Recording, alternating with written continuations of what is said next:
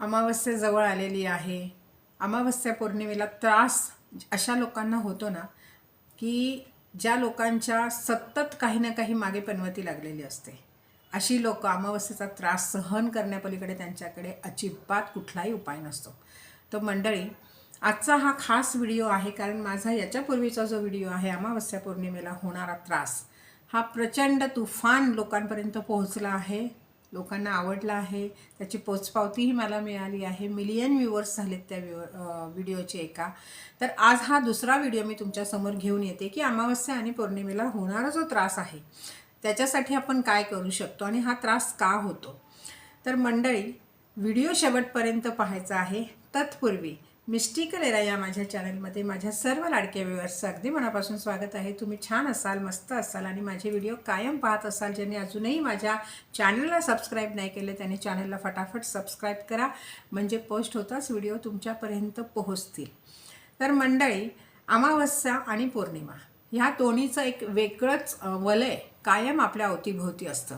कारण अमावस्या सुरू होण्याच्या आधी, अमावस्या आणि पौर्णिमा दोन्ही सुरू होण्याच्या आधी आणि दोन्ही सुरू होण्यानंतर, संपल्यानंतरही बऱ्याच लोकांना भरपूर त्रास होत असतो. काहींच्या घरात प्रचंड वाद होतात, काहींचं डोकं जड राहायला लागतं, काहींच्या घरात चिडचिड भयंकर व्हायला लागते, उगाच अननेसेसरी वादही भरपूर चालू होतात. आणि हे सगळं करत असताना काही ना काही शारीरिक हानी होते, आजारपण चालू होतं, घरात नकोसं वाटतं, म्हणजे सतत आळस, काम करावंसं वाटत नाही, झोपून राहावंसं वाटतं. असं सगळं ज्यांना होतं ना, त्यांनी समजून जायचं की कुठली तरी अशी सावट त्यांच्यावर आहे की जी त्यांना या वेळेस पर्टिक्युलरली याच वेळेस त्रास देते. आणि दुसरे की अशा लोकांनाही त्रास होतो जे लोक अगदी इमोशनल असतात. इमोशनल असणं म्हणजे काय? कारण अमावस्या असू दे किंवा पौर्णिमा असू दे, मनावर परिणाम करणारी ही सगळ्यात महत्त्वाची बाब आहे. कारण ह्याचा स्वामी चंद्र येतो. त्यामुळे चंद्र हा मनाचा कारक आहे आणि जेव्हा मनाचा कारकच आपल्या इमोशनल लोकांना त्रास देणं चालू होतं. थोडक्यात काय, चंद्र डायरेक्ट येऊन त्रास देत नाही तुम्हाला, पण त्याच्या कला ज्या असतात त्या बदलतात. आता जसं अमावस्या आहे, अमावस्येला जे चंद्र आहे, चंद्राची 16वी जी कला आहे तिला अमा म्हटलं जातं. मग ही जी अमा आहे तिला अमावस्या.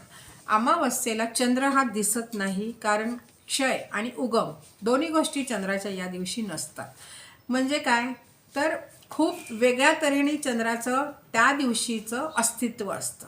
आणि त्यामुळे काय होतं, जसं वातावरणात एक काळोख पसरलेला असतो तसं आपल्या स्वभावामध्ये, आपल्या अवतीभोवती, आपल्या एनर्जीमध्येही सेम होतं की आपल्याला ज्या पद्धतीचा त्रास होतो त्याचं सावटच ते असतं. पौर्णिमेलाही तसंच असतं. पौर्णिमेलाही खूप जणांना त्रास होतो, पण खूपदा पौर्णिमा ही अतिशय चांगली असते आणि अमावस्याही अतिशय चांगली असते.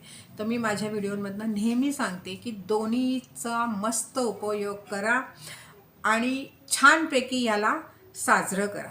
कारण साजरं केलं तर साजरं होतं.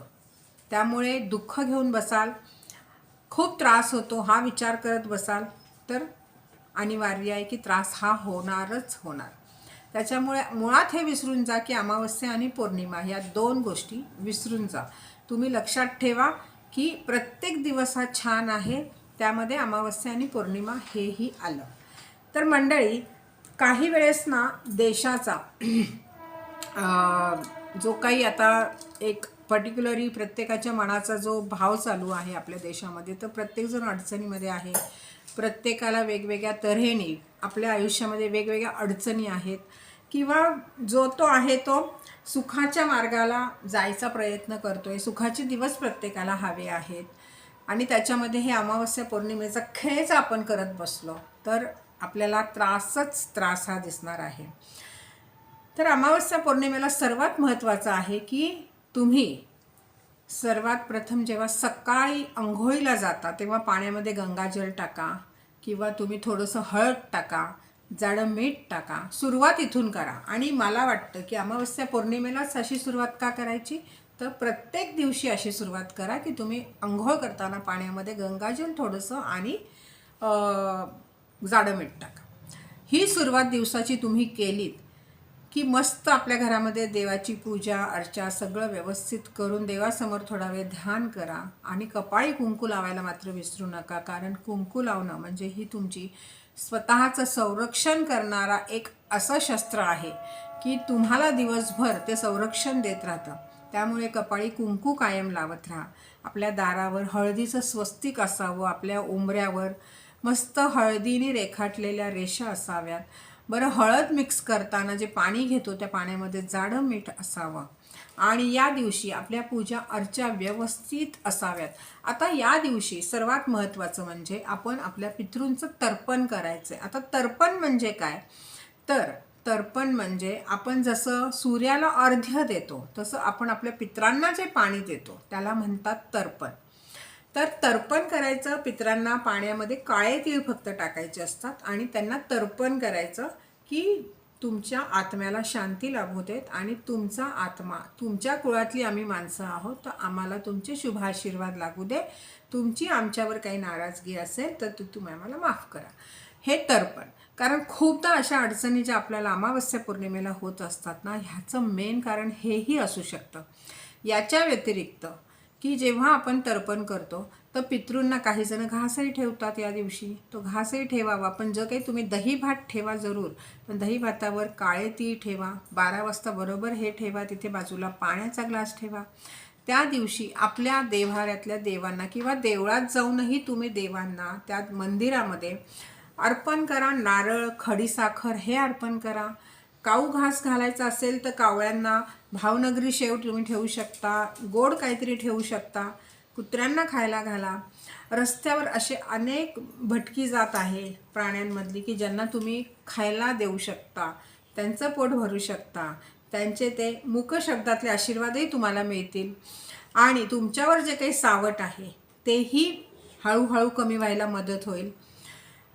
या दिवशी जेव्हा आपल्याला त्रास होतो असं वाटत असतं किंवा हा त्रास आपण सहन करतो, काहींची मुलं हाताबाहेर गेलेली असतात आणि ती त्या दिवशी जास्त त्रास देतात, अशा मुलांना तुम्ही ओरडून बोलून काहीही होणार नाही आहे, काही फरकही पडणार नाही आहे. अशा वेळेस त्यांच्यावरनं फक्त उतारे करा. तर उतारा जर तुम्हाला पाहायचा असेल तर याच्यापूर्वीचे माझे खूप सारे व्हिडिओ तुम्ही पाहू शकता. आज एक उतारा तर मी इथे तुम्हाला सांगणारच आहे. एक लिंबू घ्यायचं, एक धारी मिळालं तर अतिउत्तम, नाही मिळालं तरी हरकत नाही. एक लिंबू घ्या, पण लिंबावर डाग नसावा, एकदम क्लिअर लिंबू असावं आणि जेव्हा ते लिंबू तुम्ही घ्याल तेव्हा त्याच्यामध्ये तुम्हाला 11 खिळे, गंजलेले खिळे टोचायचे आहेत. 11 हे गंजलेले खिळे घेऊन तुम्ही तुमच्या घरामध्ये, तुम्हाला वाटते की पूर्ण घरामध्ये त्रास आहे तर प्रत्येकावरून हे लिंबू आहे ते वरून खाली 7 वेळा उतरवायचं आहे. डोक्यापासून पायापर्यंत 7 वेळा त्याला वरून खाली हे 7 वेळा करायचं आहे आणि या लिंबाला पूर्णपणे गॅसवर कम्प्लिटली जाळायचं आहे. म्हणजे तो पूर्ण चारी बाजूनी एकदम कोळशासारखा हे लिंबू जळलं पाहिजे, अशा पद्धतीने जाळायचं आहे. नंतर त्या लिंबाला घेऊन तुम्हाला कचऱ्यामध्ये टाकायचं आहे आणि तो कचरा घराच्या बाहेर ठेवायचा. या दिवशी घरामध्ये ते ठेवायचं नाही. हा झाला एक उतार्याचा उपाय. दुसरा जो उपाय आहे की या दिवशी आपल्या घरामध्ये सगळ्यांचं छायादान करा. छायादान म्हणजे तुम्ही राईचं तेल घ्या, एक बॉटल छोटीशी आणा, घरी आणून पातेल्यामध्ये ते ओता. पातेल्यात तेल पूर्ण ओतल्यानंतर तो चेहरा, आपल्या घरातल्या सर्वांचा चेहरा त्या तेलामध्ये प्रत्येकाला पाहायला सांगा आणि जेव्हा तुम्ही चेहरा पाहता तेव्हा मनामध्ये हे आविर्भाव हवेत की या तेलामध्ये माझी सगळी नेगेटिव्हिटी, माझ्यावर कोण काय करतंय ते सगळं जे काही आहे ते ह्या तेलामध्ये सपादून गेले, ह्या तेलामध्ये उतरलं आहे आणि ते तेल तुम्ही पुन्हा बॉटलमध्ये भरा आणि शनिदेवावर त्याचं अर्पण करा. आयदर शनिदेवावर थोडं अर्पण करून थोडं बॉटलमध्ये ठेवा आणि मारुतीच्या मंदिरामध्ये जो सतत दिवा जळत असतो त्या दिव्यामध्ये थोडं तेल टाका. ती बॉटल तिथेच ठेवून तिथे पुजाऱ्याला सांगा की जे हे तेल आहे हे रोज तू ह्या दिव्यामध्ये टाकत जा, म्हणजे तुमच्यावरची जी काही काळी छाया आहे ती त्या तेलामध्ये जळून खाक होईल. आता तिसरं की आपल्याला काय असतं की अमावस्या आणि पौर्णिमेला जो त्रास होत असतो किंवा आपल्यावर कोणी काही करत असेल, भानामती करत असेल, सिपले आलम करत असेल, आणखीन जादू टोना उतारा तंत्र मंत्र जे काही असेल, म्हणजे बाधित कुठली तरी प्रकार आपल्याला करणाऱ्या गोष्टी जर घडत असतील ना, तर एक लक्षात घ्या की करणारी व्यक्ती आहे ना ती इतकी प्रभावी नसते की ती एकदा करेल आणि तुम्हाला काहीतरी त्रास होईल. करणारी व्यक्ती दर अमावस्या पौर्णिमेला ते प्रयोग करत असते, म्हणून बरोबर आपल्याला अमावस्या पौर्णिमेला त्रास होत असतात. तेव्हा कायम स्वतःचं संरक्षण घ्या की आपण जे काही मी आज सांगितलं तुम्हाला की सकाळ सकाळ आंघोळीमध्ये आपल्याला ज्या गोष्टी टाकून आंघोळ करायची ती करा, देवाऱ्याची पूजा, घरात स्वस्तिक, दारावर हे सगळं तुम्हाला रीतसर करायचं आहे. आणि हे फक्त अमावस्या पौर्णिमा बघून नाही, तर तुम्हाला दररोज हे करायचं आहे. दररोज तुम्ही दारावर स्वस्तिक वगैरे नाही काढलं तर चालेल, पण मिठाचं पाणी थोडं घरामध्ये शिंपडू शकता. आणखीन एक गोष्ट आहे की जर घरामध्ये अशा बाधा झाल्या असतील कोणाला, किंवा घरामध्ये इतकं नैराश्य आलं असेल, किंवा घरामध्ये सतत ह्या गोष्टी घडत असतील, याचा अर्थ कोणीतरी तुमच्या वाईटावर आहे आणि असं काहीतरी करतंय. तर सगळ्यात प्रभावी उपाय आज मी तुम्हाला सांगते. उजव्या हातामध्ये पिवळी मोहरी घ्यायची आणि 11 वेळा कालभैरवाष्टक म्हणायचं, आणि ती जी मोहरी आहे ती पूर्ण घरभर थोडी थोडी टाकायची, घरभर टाकायची. आणि हा उपाय तुम्ही रोज केलात तर अतिउत्तम, अतिउत्तम. कोणी तुमच्यावर काहीही कधीही करू शकणार नाही, त्याचं त्याच्याकडे पलटून जाईल.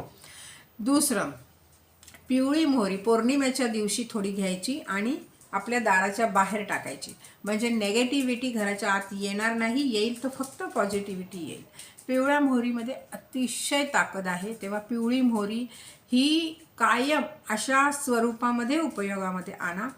आणि हिंग, जेव्हा अमावस्या पौर्णिमेला घरामध्ये भरपूर धूप करा आणि त्याच्यामध्ये थोडं तरी हिंग टाका, म्हणजे कोणी काही करत असलेलं कुठलंही तारण मारण जे काही आहे ना ते संपूर्ण नष्ट व्हायला मदत करेल. पण ह्या सगळ्या गोष्टी तुम्हाला थोड्या वारंवार कराव्या लागतील. तुम्हाला जर डाऊट असेल की ही व्यक्ती असं काहीतरी करत आहे आम्हाला, किंवा आपल्या जवळची आहे, कारण करणारी व्यक्ती ही कायम जवळची असते, तेव्हा जे कोणी असतं आपल्या अवतीभोवती वावरणारी लोक, आपल्या वाईटावर असलेली लोक ही आपल्या आसपासचीच असतात. त्याच्यामुळे आपल्याला माहीत पाहिजे की कोणती व्यक्ती करते. आणि जरी माहीत नसेल, एखादं माहीत जरी नसेल, तरी आता जो मी उपाय सांगते तो रामबाण उपाय, तो तर सगळ्यांनीच करायचा आहे. एक काचेची बॉटल घ्यायची, ती काचेच्या बॉटलमध्ये अर्धं जाडं मीठ भरायचं आणि त्याच्यामध्ये त्या व्यक्तीचा फोटो ठेवायचा.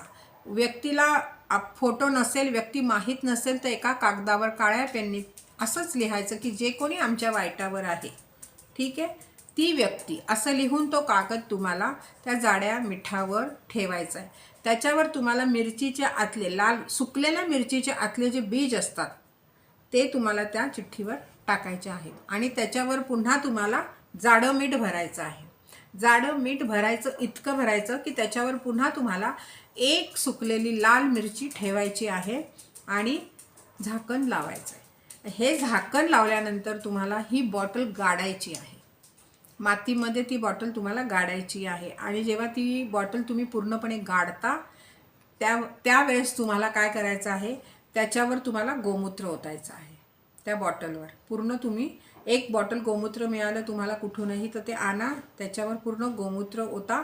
आणि गोमूत्र ओतून झाल्यावर पुन्हा त्याच्यावर तुम्हाला माती टाकून त्याच्यावर पुन्हा मीठ टाकायचं आहे. हा इतकाच उपाय करायचा आहे. हा उपाय करून झाल्यानंतर मागे वळून पाहायचं नाही. हा उपाय तुम्ही अमावस्येला करू शकता, पौर्णिमेला करू शकता, किंवा शनिवारी पण करू शकता, जेणेकरून होणारा त्रास थांबण्यास मदत होईल. आणि हा उपाय एकदाच करायचा आहे, वारंवार करायचा नाही आहे.